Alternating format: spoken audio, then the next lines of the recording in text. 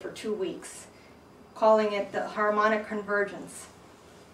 That is when it first started increasing. The first year that we actually clipped into the photon belt was the first year this harmonic frequency started increasing, so that by 1996 it had actually increased to 9 cycles per second. And in the photon belt, the sun crossed the plane of it in 1998 completely and has been in it ever since.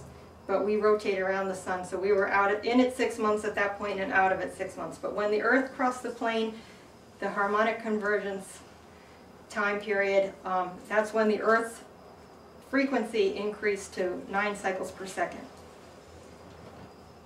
This frequency has been speeding up in line with our concept of time, so much so that the National Institute of Standards and Technology, which assists the world in maintaining a uniform system of time, has been having to make unexpected adjustments to their atomic clocks to compensate for this sudden change in time. And they're saying that time has actually, in one 24-hour day, is now a 16-hour day. They've had to reduce time so drastically ever since the pulse of the Earth has increased, the Schumann Resonance. We've actually lost 8 hours of our day. But we still do the same amount of stuff, so that's why everyone doesn't feel like they have enough time and they feel like they can't get anything done. We've actually lost 8 hours of our day, but our clocks do the same thing. They still look the same to us. By the beginning of 2011, just before the year we were actually going to be fully in the photon belt as the Earth ourselves, the Schumann resonance had now moved beyond 11 hertz from its constant of 7.83.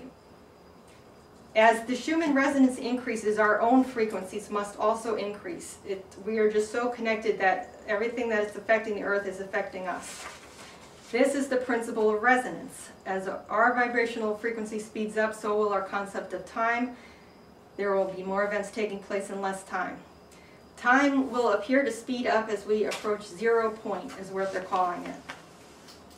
And it's almost at 12 cycles per second. Once it gets to 13 cycles, they're saying it stops. That's when the poles flip, I guess, when we reach 0 point, if it gets to 13. So when we measure a solid geometric shape, its height, length, and width determine its spatial dimensions. Everything in the physical third dimension can be described mathematically using 3 numbers. But there is also a 4th dimension, which is time. The 4th dimension is time, which we have not been in. And all time travel that they have ever done, which the military has done, if you've heard of the Philadelphia experiment and different things like that, has to do with magnetism. Every time they've done time travel, it has been magnetism fixed and related.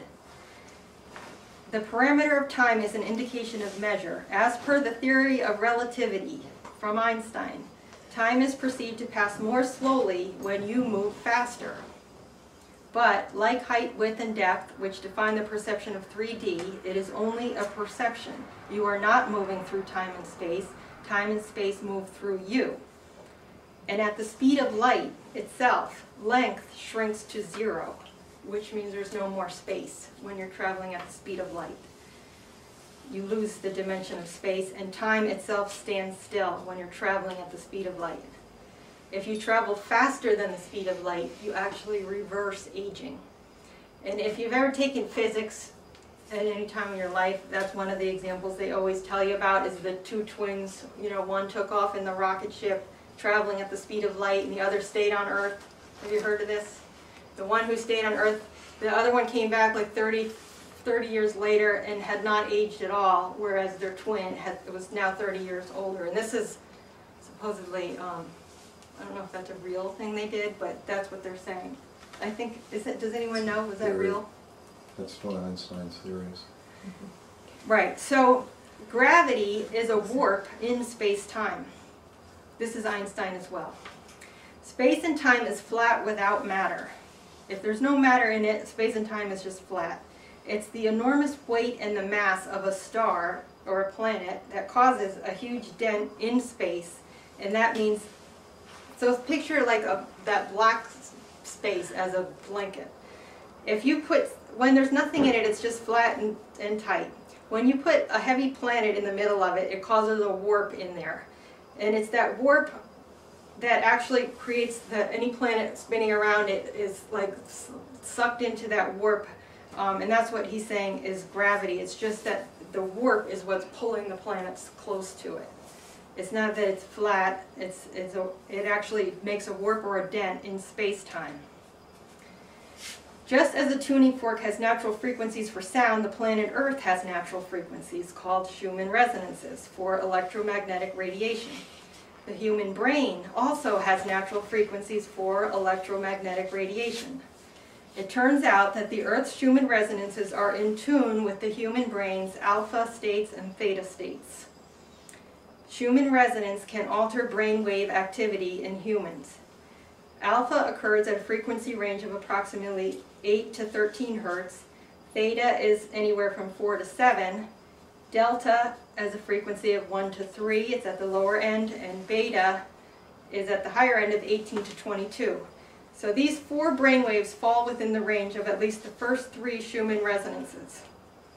On the other hand, if we were located at a place where these vibrations were amplified, then it is possible they could interact and influence brainwave activity as well.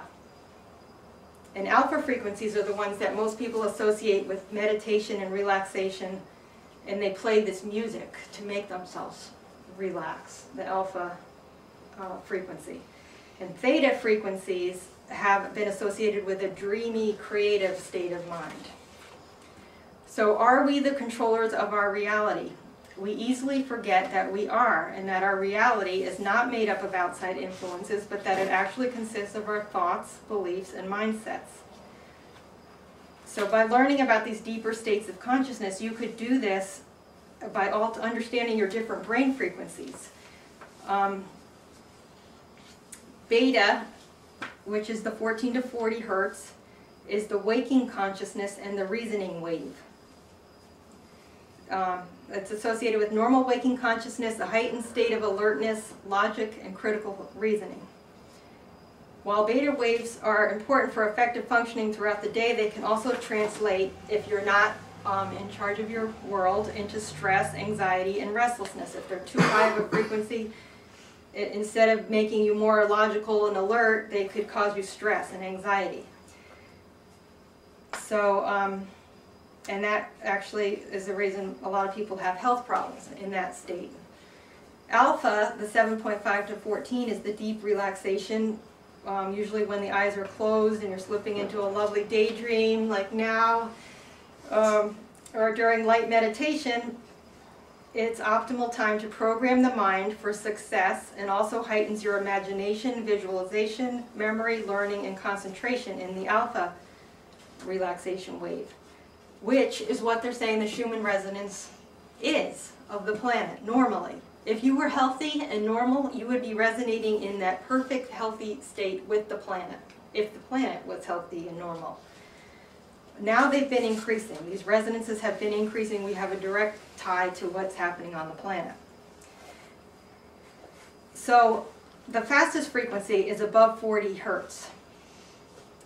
And this could be, they're saying, associated with people who aren't handling it well with ADHD and hyperactivity and things like that. All right, so we know now that the Schumann resonance is intimately linked with the brain and our brain waves. Same thing. Liquid crystals in DNA, brain ventricles, and cellular structures in the human body may operate as antenna for detecting and decoding such global and local ELF signals, which are the extreme low frequency signals. Liquid crystals in the brain are actually antenna for this. And what they are finding now is that the magnetoreception is mediated by the pineal gland. And the pineal gland actually is becoming crystallized. And 30% of its cells are magnetically sensitive and containing magnetite-containing tissues, which the pineal gland in every living tissue is regulated by the master molecule, the DNA. So when there is a sudden decrease in geomagnetic activity, as is what is happening now, there appears to be an enhancement of processes that facilitate PSI reception, especially telepathy and clairvoyance. Increases in geomagnetic activity may suppress pineal melatonin levels, which the pineal gland secretes, and contribute to reductions of cortical seizure thresholds. Brain waves, as I said, can be transmitted along this perineural system. So in these base frequencies can reactivate stalled healing processes if they're in tune with that healthy state, enhance growth, accelerate immune responses, and generally jumpstart functions inherent to the body's tissue by rebalancing its energies and reconfiguring the liquid crystal orientation of cell membrane components, thus triggering specific intracellular responses. So this is how I'm saying that people are going to be starting to heal on the planet, is being in tune with these resonances. This is so incredibly scientific, but like I said, I just have to say it. We are proposing that the Schumann resonance may be the substrate for a radar-type extrasensory perception mechanism common to all living beings, ESP. These liquid crystals are responsible for this, and the earth itself has these crystalline structures too. We are the same. We are made of the same materials. Everything about us is the same. We match the earth's pulse, we match its magnetism. Everything the earth does, we do. If you're not in line with the frequency of the earth, however, I'm going to get to that, but then you will not be going where the earth is going. So, all right, so there, we'll just leave that there. Later research confirmed a relationship to human health and well-being, and even to ESP, as I said, with these. All right, so now let me get to, and there's so much more detail about that if you did need evidence and scientific studies and all this. The brain is basically a massive source of extreme low frequency signals that get transmitted throughout the body through the nervous system, which is sensitive to magnetic fields. Brain waves and natural biorhythms can be entrained by strong external ELF signals such as stationary waves at Schumann's resonances. So just to sum up where we are right now, what I'm saying is, how did the photon belt affect things? It's an electromagnetic wave. So far we know that the Earth's magnetic force field has decreased. Lowest it's been in 2,000 years. They don't know why. We know that the Ring of Fire is 3 times more active than it's been in 2,000 years. Again, they don't know why. This Schumann resonance, which has always been constant at 7.83, so constant the military use it as their constant way to set things up in the military with,